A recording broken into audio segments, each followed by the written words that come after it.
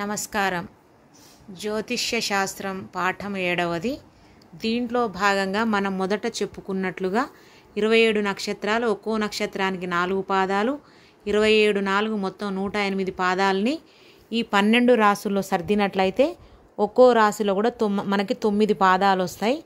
అదేవిధంగా అశ్విని నక్షత్రం యొక్క 1 2 3 4 పాదాలు, భరణి నక్షత్రం యొక్క 1 2 3 4 పాదాలు, కృతిక యొక్క 1వ పాదము మనకి మేషరాశిలో వస్తుందన్నమాట.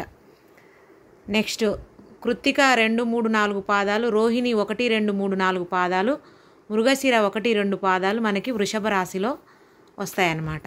మిథున రాశిలో చూసినట్లయితే మృగశిర నక్షత్రం యొక్క 3 4 పాదాలు, ఆరుద్ర యొక్క 1 2 3 4 పాదాలు, పునర్వసు యొక్క 1 2 3 పాదాలు వస్తాయి. తర్వాత కర్కాటక రాశిలో చూసినట్లయితే పునర్వసు నక్షత్రం యొక్క 4వ పాదము, పుష్యమి నక్షత్రం యొక్క 1 2 3 4 పాదాలు, ఆశ్లేష నక్షత్రం యొక్క 1 2 3 4 పాదాలు వస్తాయి. ధన్యవాదాలు.